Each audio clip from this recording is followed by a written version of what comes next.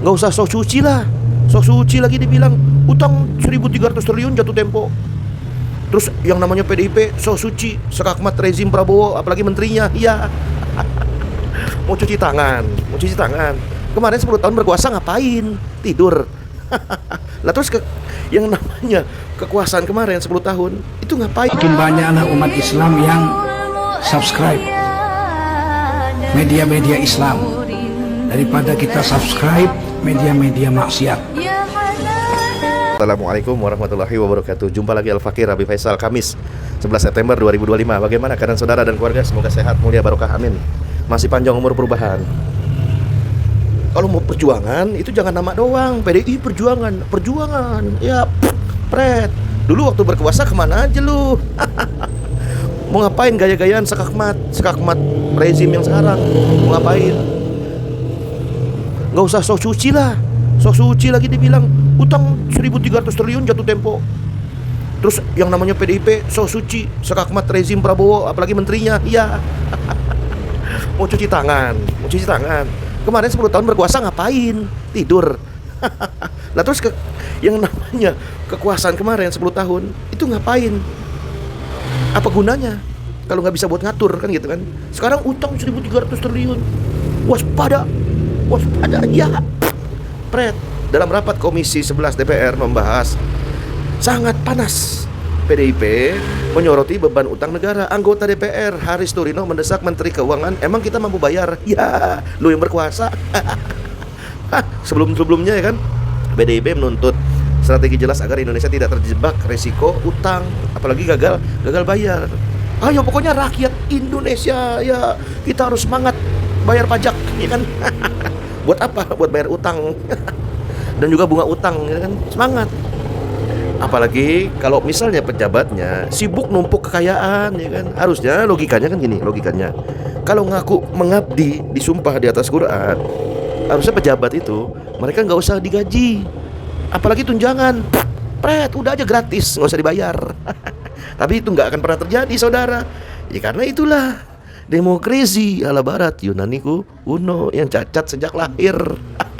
Nggak mungkin, ya kan, wakil rakyat, pejabat mau digaji gratis, nggak mungkin. Yang ada malah apa? Rakyatnya lagi dipajakin. Kalau bahasanya netizen, bukan dipajakin, dipalakin. Nah, dipalakin. Kalau dipalakin, ya nggak usah capek-capek jadi menteri, nggak usah sekolah S1, S2. Udah aja ke pasar sana malak.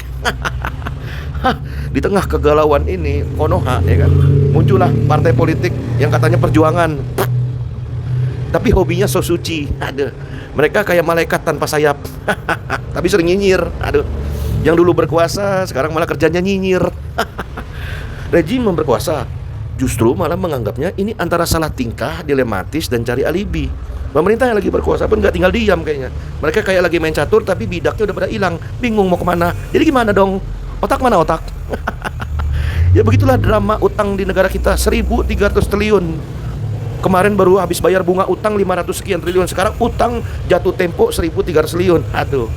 Yang jelas kita sebagai warga negara yang baik, ya kan, cuma bisa berharap, ya kan, sambil teriak merdeka, tapi bohong.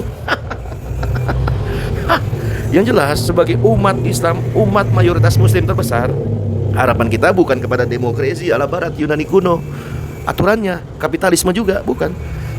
Ya kita hanya berharap kepada sistem Islam yang mampu mengelola baik utang dengan syariat Islam. Islam kafah.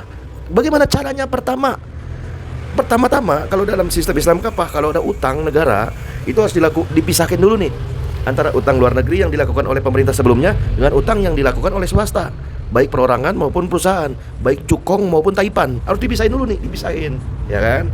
Kemudian kedua, sisa pembayaran utang luar negeri hanya mencakup sisa cicilan utang pokoknya saja, tanpa bunganya, tanpa dendanya, tanpa ribanya, kan itu dua. Kemudian yang ketiga, akan dilakukan lobby oleh pihak yang pemberi utang, alias cut off, pemutihan. Jika langkah ini berhasil, ya kan, maka akan adanya tekanan beban utang ringan.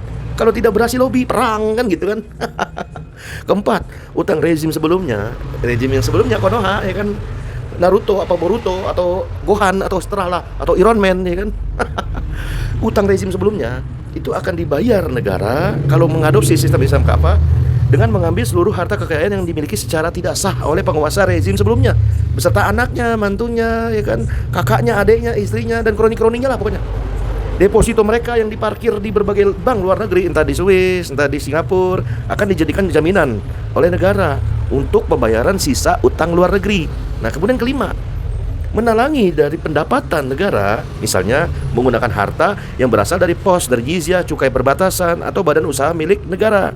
Nah, negara tidak boleh membayar utang dengan sumber daya alam, karena sumber daya alam milik umat. Kemudian keenam, sementara itu utang luar negeri yang dipikul oleh swasta, baik perorangan maupun cukong maupun taipan maupun perusahaan, dikembalikan lagi kepada mereka. Sono, suruh bayar sendiri sono. Ngapain negara ikut bayar gitu kan? Nah, itu tadi 6 langkah tadi, saudara, itu langkah praktis, langkah yang semudah balikin telapak tangan, semudah menjentikan jari, sangat mudah dilakukan oleh negara yang menerapkan sistem Islam kafah.